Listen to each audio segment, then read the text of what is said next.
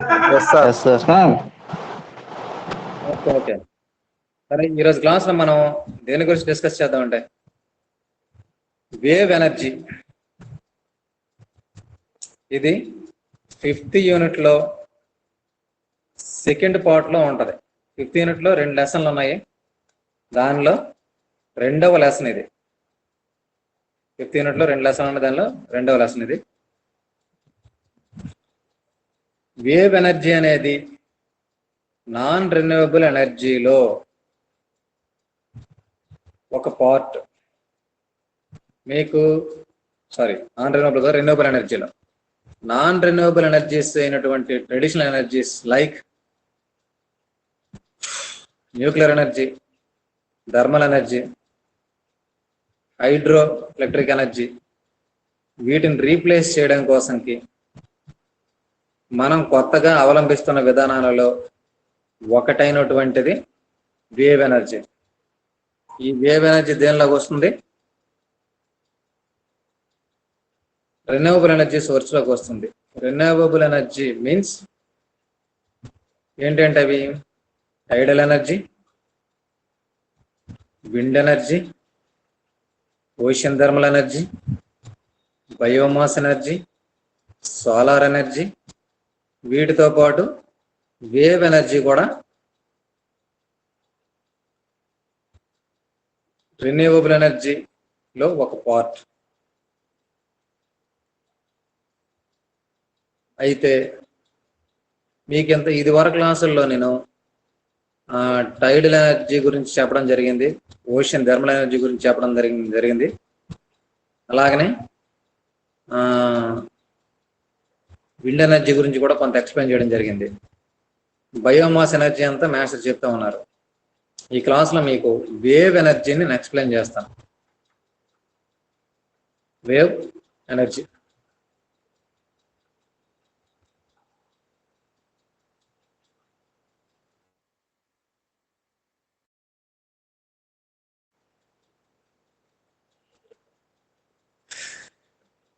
wave energy is a non-polluting and renewable energy source of energy. Non-polluting, దీనివల్ల ఎటువంటి పర్యావరణ కాలుష్యం జరగదు. Created by a natural transfer of wind above the ocean. Created by natural transfer of wind energy above the sea, which itself created by the effect of sun and solar energy. ఇది కూడా ఎలా దేని వల్ల జరుగుతుందంటే solar energy వలన, sun యొక్క solar energy వలన జరుగుతుంది. అయితే ఇక్కడ విషయం ఏంటంటే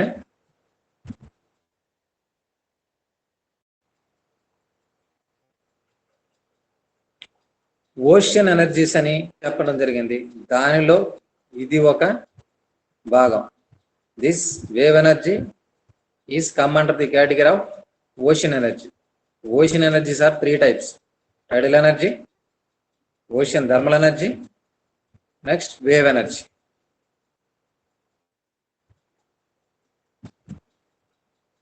ఇది వరకు అసలు ఓషన్ థర్మల్ ఎనర్జీ గురించి మరియు టైడల్ ఎనర్జీ గురించి చెప్పడం జరిగింది.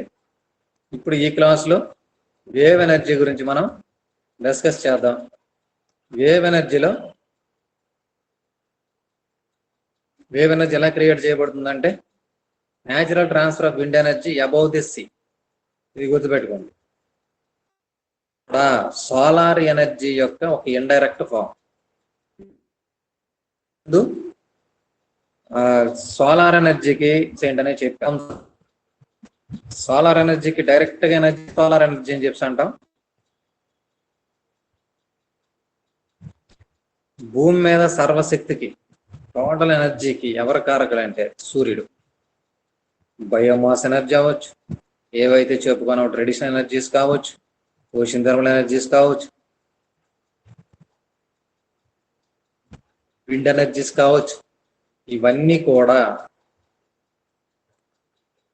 సూర్యశక్తి యొక్క పరోక్ష రూపాలు. These are the indirect forms of energy లేదా energy of the sun. As the wind blows across the ocean surface, moving air particles transfer their energy to the water molecules that they touch. సముద్ర ఉపరితలం పైన surface పైన wind move అవుతున్నప్పుడు వాటి యొక్క energy అనేది water మాలిక్యూల్కి ఇచ్చేస్తాయి. ఎప్పుడు ఆ విండ్ అనేది ఆ వాటర్ సర్ఫేస్ ని టచ్ చేసినప్పుడు. As the wind continues to the blow, more and more of kinetic energy is transferred to the ocean surface and the wave grow bigger. These larger waves are called gravity waves. These larger waves are called gravity waves. వీటిలో పెద్ద waves ఏమంటామంటే gravity waves అంటాం. ఇవి కూడా సాధారణంగా దేని వల్ల exist అవుతున్నాయంటే ఇవి సముద్ర ఉపరితలం పైన ఆ ఓషియన్ సర్ఫేస్ పైన విండ్ బ్లో అవుతున్నప్పుడు, కంటిన్యూస్ బ్లో అవుతుంటే ఆ విండ్ బ్లో యొక్క కైనెటిక్ ఎనర్జీ అనేది వాటర్ మాలిక్యూల్స్ కి ఇచ్చేయటం వలన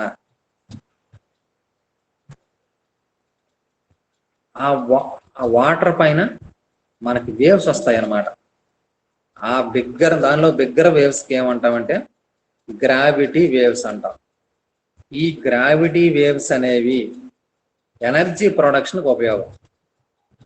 దాన్నే వేవ్ ఎనర్జీ అని చెప్పేసి అంటాం.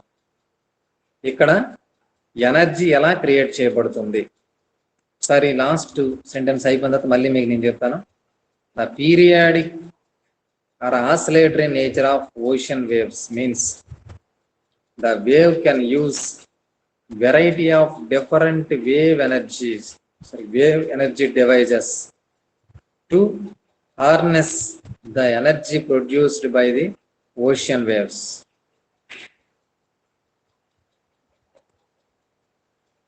అసలు ఎనర్జీ ఎలా క్రియేట్ అవుతుంది? ఇక లాస్ట్ సెంటెన్స్ లో ఏం చెప్పాడంటే different types of wave energy devices వాడతామని చెప్పాడు. నెక్స్ట్ స్లైడ్ లో మనం చూసుకుందాం. ఫస్ట్, వాటర్ సర్ఫేస్ పైన అన్ని ప్రాంతాలలో సన్ రైస్ ఒకేలా ఇన్సిడెంట్ కావు. ఒక ప్రాంతంలో లేటరల్ గాను, ఒక ప్రాంతంలో అన్నమాట నార్మల్ గాను ఇన్సిడెంట్ అవుతుంది. అలాంటి సందర్భంలో వాటర్ పై భాగంలో ఆ సీ వాటర్ సర్ఫేస్ పైన కొన్ని చోట్ల లో ప్రెషర్, కొన్ని చోట్ల హై ప్రెషర్ ఏర్పడుతుంది. ఈ ప్రెషర్ ఏరియా వైపు హై ప్రెషర్ ఏరియా నుండి గాలులు వస్తాయి. అలా వచ్చినప్పుడు ఆ గాలిలు వీచేటప్పుడు ఆ గాలిలకు ఉండేటటువంటి ఎనర్జీ కైనెటిక్ ఎనర్జీ. అది ఎందుకంటే విండ్ ఫ్లో అవుతుందంటే దానికి కైనెటిక్ ఎనర్జీ ఉంటుంది. ఆ కైనెటిక్ ఎనర్జీ వాటర్ సర్ఫేస్కి ఇవ్వబడుతుంది. కైనెటిక్ ఎనర్జీ అనేది అక్కడ సీ సర్ఫేస్కి ఇవ్వడం జరుగుతుంది. దాని వలన అక్కడ మరలా సర్ఫేస్ పైన వేవ్స్ అనేవి జనరేట్ అవుతాయి. సీ సర్ఫేస్ పైన వేవ్స్ అనేవి జనరేట్ అవుతాయి. ఈ విధంగా వేవ్కు ఉండేటటువంటి ఎనర్జీ ఆ సర్ఫేస్కి ఇవ్వబడుతుంది. ఈ ఎనర్జీ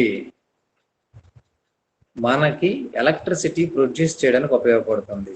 అయితే ఎలక్ట్రిసిటీ ప్రొడ్యూస్ చేయడానికి 3 టైప్స్ ఆఫ్ డివైజెస్ యూజ్ చేస్తారు.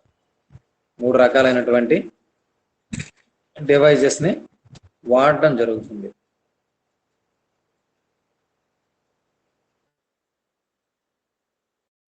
అవేంటనేవి ఇప్పుడు క్లియర్ గా చూద్దాం. ఇక్కడ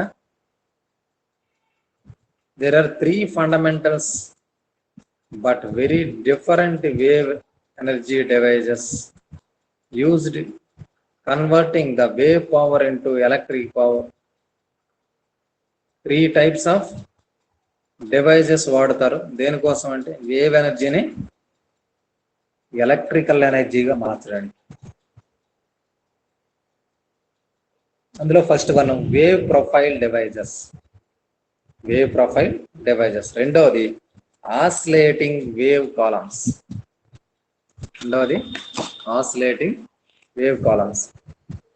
మూడవది wave capture devices.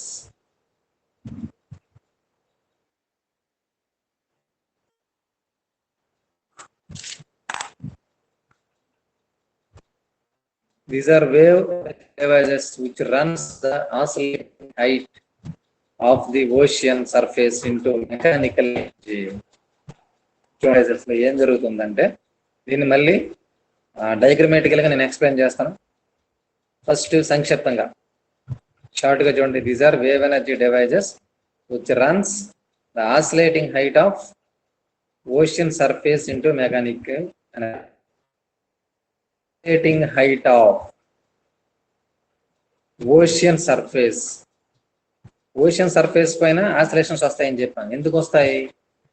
Moving air అనేది, సర్ఫేస్ పైన మూవ్ అవుతున్న ఎయిర్ అనేది తన యొక్క కైనెటిక్ ఎనర్జీని వాటర్ సర్ఫేస్ మాలిక్యూల్కి ఇచ్చేస్తుంది.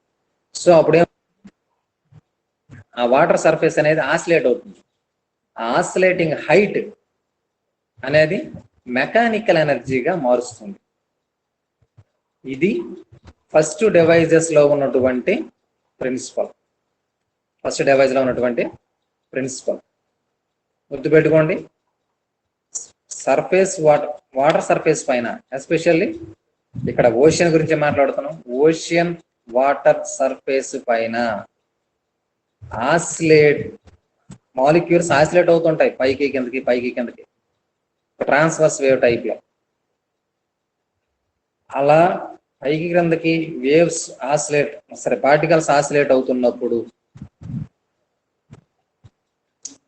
ఆసిలేట్ అవుతున్న పార్టికల్ అనేవి డివైస్ కి మెకానికల్ ఎనర్జీని ఇస్తాయి. అయితే ఆ పార్టికల్ పైకి ఆసిలేట్ అవుతాయి అంటే ఆ సర్ఫేస్ ఉన్నటువంటి ఎయిర్ నుండి కైనెటిక్ ఎనర్జీని తీసుకుంటుంది అనమాట, లేదా సర్ఫేస్ మాలిక్యూల్స్ తీసుకుంటాయి. Second type oscillating water. These are wave energy devices energy of the waves into air pressure which oscillating water columns. Oscillating water columns, these are wave energy devices which converts the energy of waves into pressure, air pressure. దీనికి ఒక diagram చూపించినట్లయితే మీకు ఈజీగా అర్థమవుతుంది.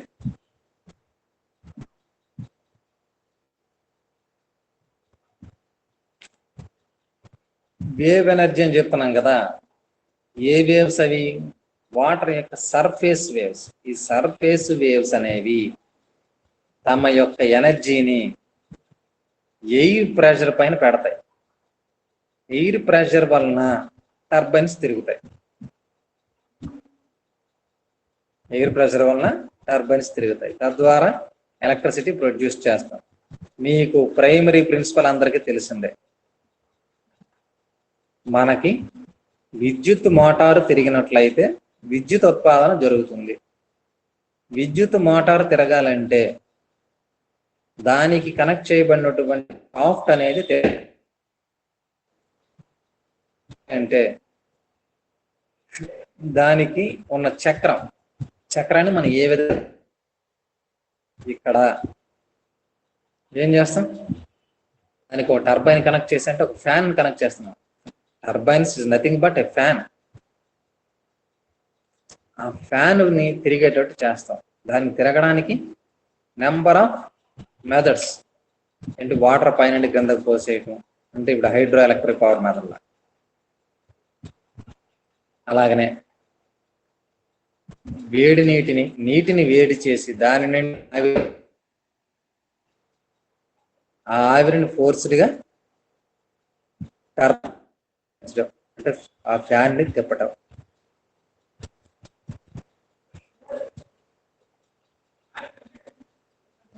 ఇవన్నీ కూడా. అలాగనే ఇక్కడ oscillating water columns లో సర్ఫేస్ వేవ్స్ అనేవి, సి యొక్క సర్ఫేస్ వేవ్స్ అనేవి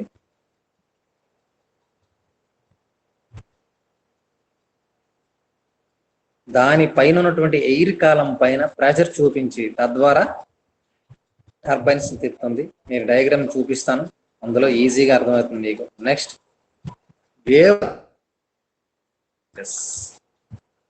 ఇవి ఎటువంటి డివైజెస్ అంటే సర్ఫేస్ వాట్ సీస్ వేవ్స్ యొక్క వేవ్స్ విండ్ యొక్క వేవ్స్ అనేవి, విండ్ వేవ్ అనేది కైనెటిక్ ఎనర్జీ వాటర్ సర్ఫేస్ వల్ల వాటర్ సర్ఫేస్ పై భాగంలో వేవ్స్ అనేవి ఏర్పడతాయి. ఆ వేవ్స్ అనేవి ఒక డివైస్ లోకి చేరినట్లయితే, ఆ వేవ్స్ వల్ల వాటర్ అనేది ఒక డివైస్ పైకి చేరినట్లయితే energy, these are wave energy devices converts the energy of waves into potential energy, which converts the energy waves into potential energy. రకాలు సర్ఫేస్ వేవ్స్ యొక్క హైట్, సర్ఫేస్ వేవ్స్ యొక్క హైట్ అనేది mechanical ఎనర్జీగా మారితే అది ఫస్ట్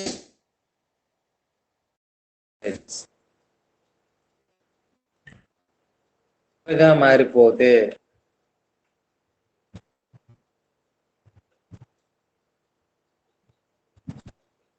వేవ్ ఎనర్జీ అనేది mechanical ఎనర్జీగా మారితే వేవ్ ప్రొఫైల్ డివైజెస్.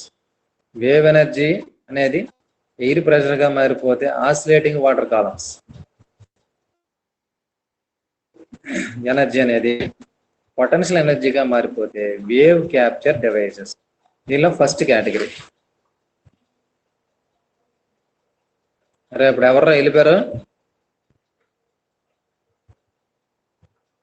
ఇద్దరు వెళ్ళిపోయారు. రామని చెప్పండి వాళ్ళని.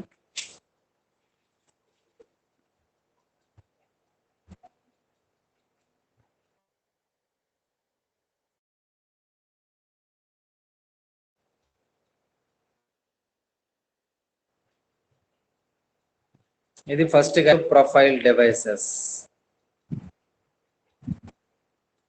దీనిని ఒకసారి మీకు ఎక్స్ప్లెయిన్ చేస్తాను, మెకానికల్ ఎనర్జీగా ఎలా మారుతుందో అనేది. అయితే దీనిలో 2 టైప్స్ ఆఫ్ డివైజెస్ ఉన్నాయి, point devices and linear devices. వీటికి పాయింట్ అబ్జార్బర్ మరియు లీనియర్ అబ్జార్బర్ అని పేరు. Point absorber and linear absorber. దానిలో ఉన్నటువంటిది ఇక్కడ 2 ఫిగర్స్ చూపించాం. ఇందులో ఫస్ట్ ఫిగర్ ఏమంటామంటే పాయింట్ అబ్జార్బర్ అంటారు, సెకండ్ ఫిగర్ ఏమంటామంటే లీనియర్ అబ్జార్బర్ అంటారు. దీన్ని చూడండి. If the physical size of wave profile device is very small compared to the periodic length of wave, this is of wave energy device is called, this type of wave energy device is called a point. If the size are longer than the typical period wavelength is called linear absorber. ఇక్కడ ఒక absorber ఉంది, పైన చూపించింది point absorber.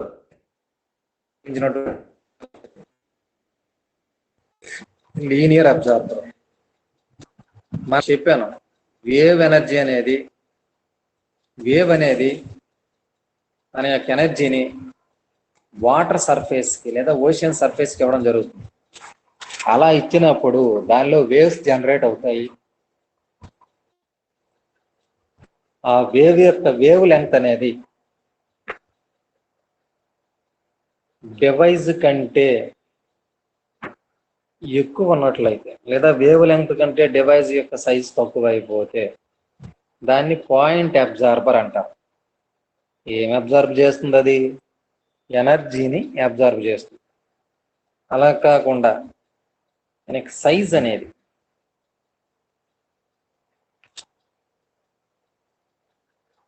ఆ absorber లేదా device యొక్క size అనేది wave length కంటే, వేవ్ లెంగ్త్ అంటే మీకు తెలుసు కదా, ఇలా వేవ్ ఉందంటే ఒకే ఫేజ్ లో ఉన్నటువంటి వేవ్ లో ఒకే ఫేజ్ లో ఉన్నటువంటి 2 పాయింట్ల మధ్య గల డిస్టెన్స్ వేవ్ లెంగ్త్ అంటాం. ఎంత తెలియజేస్తాం? లాంబ్డాతో ఇండికేట్ చేస్తాం. ఈ వేవ్ లెంగ్త్ మీద డిపెండ్ అయ్యే వేవ్ లెంగ్త్ కంటే డివైస్ సైజ్ అనేది తక్కువ అయితే దాన్ని పాయింట్ అబ్జార్బర్ అంటాం. వేవ్ లెంగ్త్ కంటే డివైస్ సైజ్ ఎక్కువ ఉన్నట్లయితే దాన్ని లీనియర్ అబ్జార్బర్ అని చెప్పేసి చెప్తాం. More commonly, they are collectively known as wave attenuators. The wave energy is absorbed using vertical motion, horizontal motion in the direction of wave travel. The angular motion about the central axis of parallel to the wave crests. The energy being generated by reacting these different movements against some kind of fixed resistance is called reaction point. మీరు ఇక్కడ విషయం గుర్తుపెట్టుకోండి, wave అనేది ఇక్కడ point absorber ఉంది, ఇక్కడ ఇది point absorber. Waves అనేవి ఇలా మూవ్ అవుతున్నప్పుడు ఈ పైన ఉండేటటువంటి డివైస్ పైన ఉన్నటువంటి క్యాప్ లాంటి పార్ట్ అనేది పైకి కిందకి కదులుతుంది. దానికి అనుగుణంగా ఈ కిందన కొంత వెయిట్ ఉన్నటువంటిది ఈ పై పార్ట్ కదలకి అనుగుణంగా కింద నుండే పార్ట్ కదలకుండా ఫిక్స్డ్గా ఉండేటట్టు చేస్తాం. మీన్స్ ఇక్కడ మనకు పిస్టన్ లైక్ మెకానిజం కనిపిస్తుంది. పిస్టన్ లైక్ మెకానిజం ఇదేం చేస్తుంది, పైకి కిందకి కదులుతూ ఉంటాం. అంటే ఈ వేవ్స్ అనేవి మెకానికల్గా ఇక్కడ ఉండే డివైస్ కదలడానికి ఈ డివైస్ పైకి క్రిందకి కదలడానికి ఎనర్జీని ఇస్తాయి ఈ వేవ్స్. దాని మధ్య భాగంలో అమర్చినటువంటి ప్రొపెల్లర్ టైప్ డివైస్ అనేది కూడా తిరుగుతూ ఉంటుంది. ఇలా తిరగడం, దీన్ని కనెక్ట్ చేసినటువంటి షాఫ్ట్ జనరేటర్ కనెక్ట్ చేయబడుతుంది. ఆ జనరేటర్ అనేది విద్యుత్ ఉత్పాదన చేస్తుంది. ఇది ఫస్ట్ కేటగిరీ. ఇది సెకండ్ కేటగిరీ. సెకండ్ కేటగిరీలో ఏం తెలియజేస్తామంటే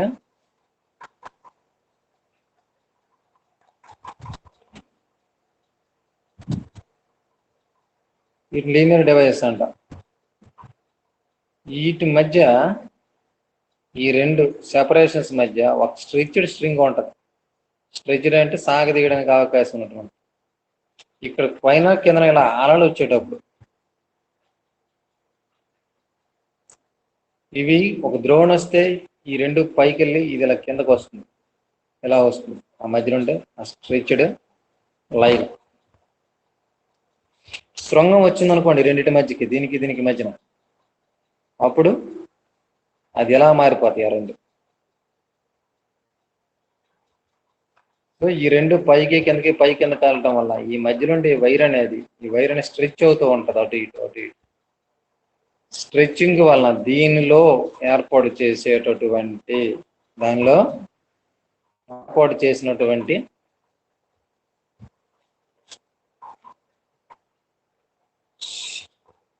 పిస్టన్స్ వలన,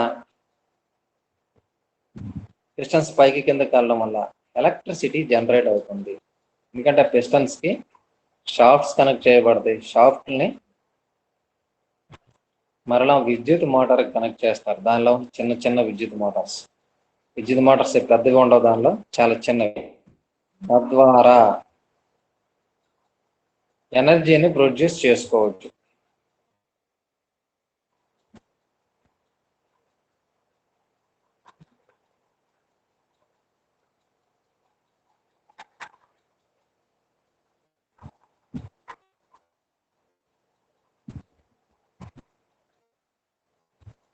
ఇవి first profile devices, wave profile devices.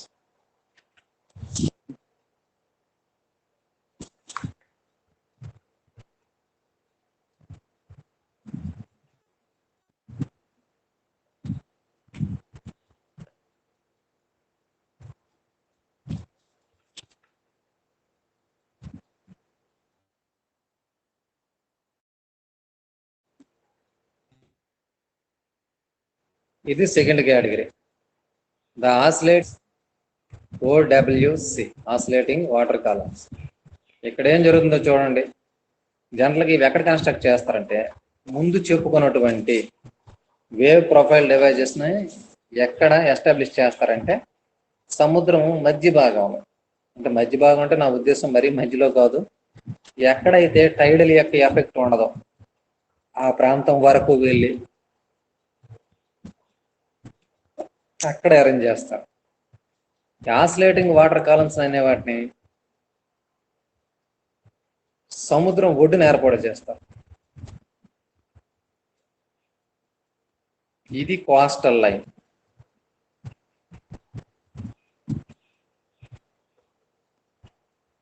ఇది కోస్టల్ లైన్.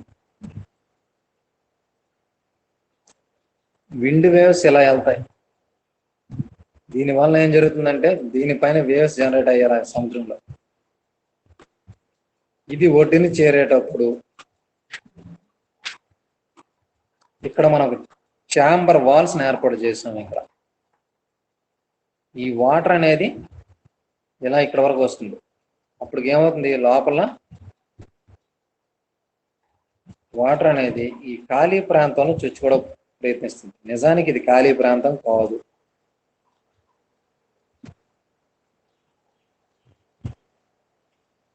ఈ ప్రాంతం అంతా కూడా ఎయిర్ కాలం అన్నమాట. అంటే దానిలో గాలితో నిండి ఉన్నటువంటి గది.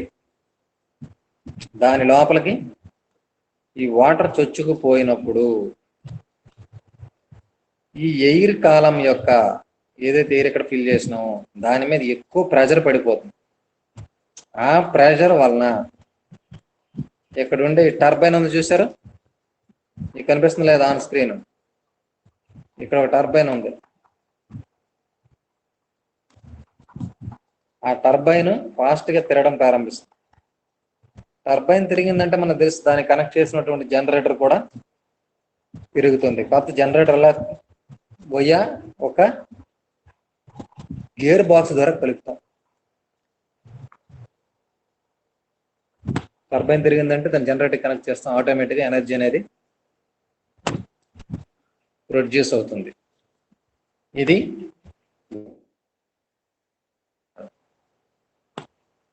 వాటర్ కాలం మెథడ్. ఇంకా క్లియర్ గా చెప్పాలంటే ఆసిలేటింగ్ వాటర్ కాలం మెథడ్.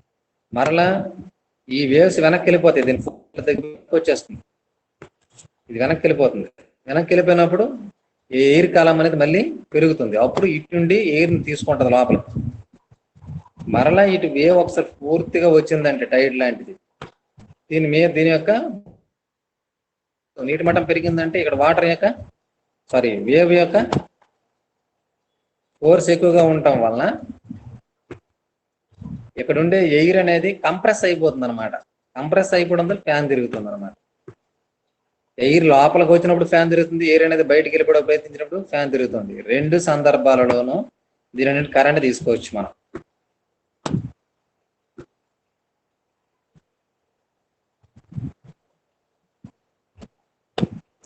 నేను చూడండి, ద ఓడబ్ల్యూసి అంటే oscillating water columns is popular shoreline wave energy device normally positioned onto or near to rocks which are next to deep sea bottoms. They consist of partially submerged hollow chamber fixed directly at the shoreline which converts wave energy into air pressure. ఇక్కడ wave ఎనర్జీని ఎలా మారుస్తున్నాం అంటే air pressure గా మారుస్తున్నాం. ముందు దానిలో wave ఎనర్జీని mechanical ఎనర్జీగా మార్చుకోవచ్చు. ఇక్కడ ఎయిర్ ప్రెషర్ గా మారుస్తున్నాం. As the incident waves outside enter and exit chamber changes in wave. లోపలికి వచ్చినటువంటి బయటికి వెళ్ళినటువంటి గాలి అనేది అక్కడ టర్బైన్స్ ని తిప్పుతుంది. Movement on the opening cos the water levels with in the enclosure to oscillate up and down acting like giant position on the air above the surface of the water, pushing it back and forth. యాక్చువల్గా air కాలం అనేది వెనక్కి ముందుకు ఎందుకు వెళ్తుందంటే దానిపైన సముద్రం నుండి వచ్చినటువంటి wave energy వలన వచ్చినటువంటి ఎయిర్ కాలం ఆ వాటర్ కాలం పెరగడం వల్ల ఎయిర్ కాలం మీద ప్రెషర్ పడుతుంది, తద్వారా టర్బైన్ తిరుగుతుంది. మరలా వేవ్ ఎనర్జీ అనేది ఆ సర్ఫేస్ మీద తక్కువ ఉంటే మళ్ళీ వెనక్కి వెళ్ళిపోతుంది. ఆ సందర్భంలో రివర్స్ నుండి వచ్చినటువంటి వాటర్, వెనుక నుండి వచ్చినటువంటి వాటర్ అనేది టర్బైన్స్ వెనుక నుండి వచ్చినటువంటి నీరు అనేది టర్బైన్స్ మరలా తిప్పుతుంది. ఈ విధంగా ఎనర్జీని జనరేట్ చేయవచ్చును.